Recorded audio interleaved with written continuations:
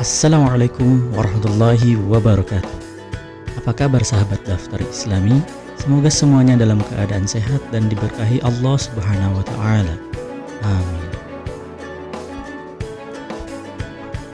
Sahabat Daftar Islami, pernahkah Anda ingat sesuatu ketika Anda sedang sholat? Ketika kita lupa akan sesuatu, kemudian ingat kembali ketika melakukan sholat. Mungkin kita pernah mengalami hal tersebut dalam kehidupan sehari-hari kita. Lantas, bagaimana hal tersebut terjadi dan bagaimana dengan sholat kita? Mari kita simak bersama. Namun sebelumnya, jangan lupa untuk like, share, subscribe, dan tekan tanda lonceng di bawah.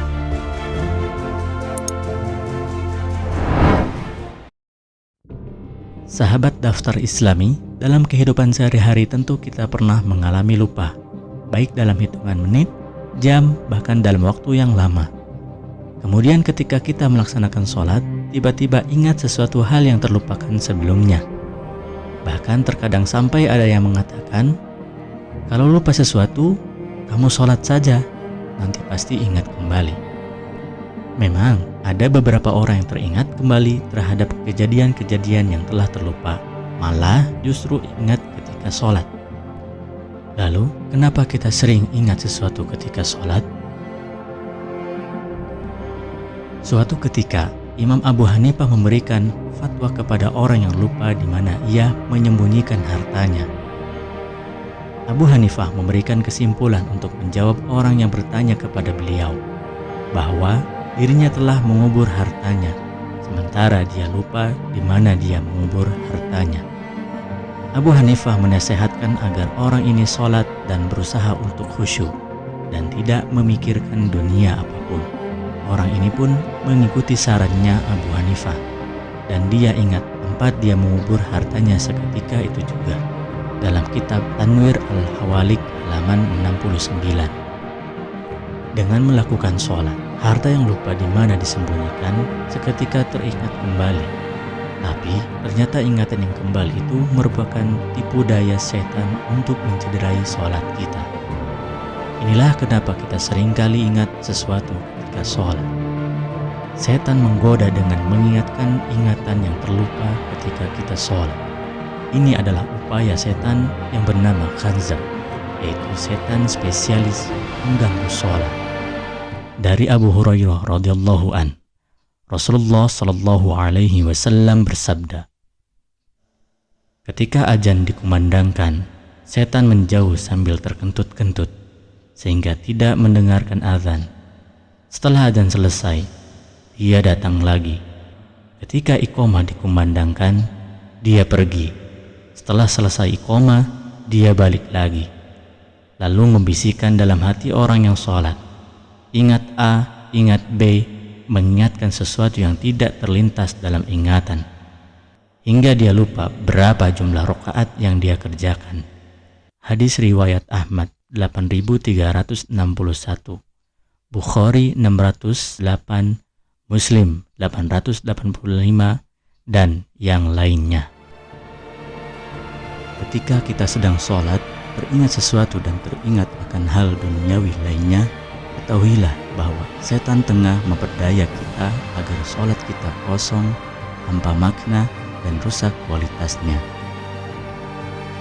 Utsman bin Affan pernah bertanya kepada Rasulullah Shallallahu Alaihi Wasallam, wahai Rasulullah, setan telah mengganggu sholat dan bacaanku. Beliau bersabda, itulah setan yang disebut dengan khanzab.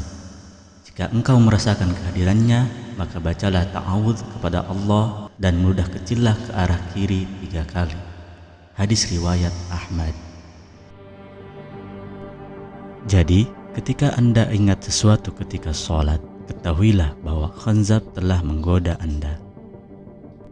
Allah Subhanahu wa ta'ala berfirman, A'udzu billahi minasy syaithanir rajim.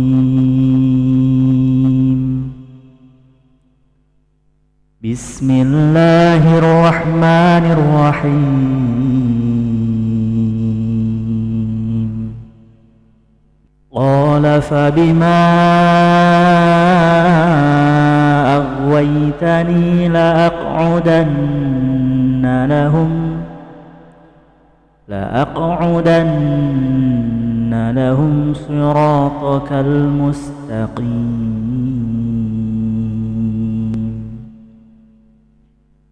ثم لآتينهم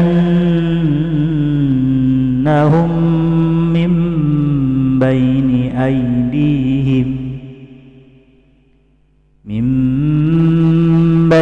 أيديهم ومن خلفهم وعن أيمانهم وعن شمائلهم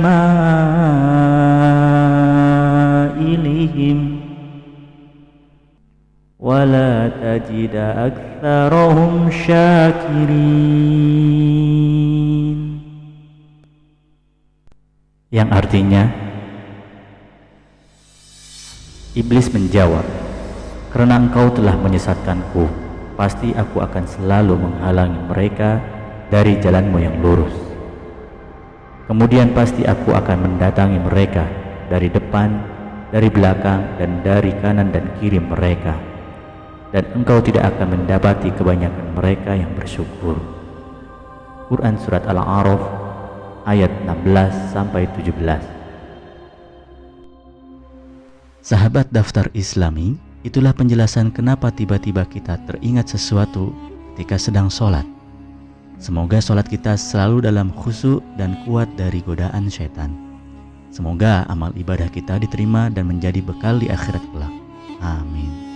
Terima kasih telah menonton. Jangan lupa untuk share video ini. Semoga menjadi wasilah kebaikan dan menjadi syiar agama Islam. Assalamualaikum warahmatullahi wabarakatuh.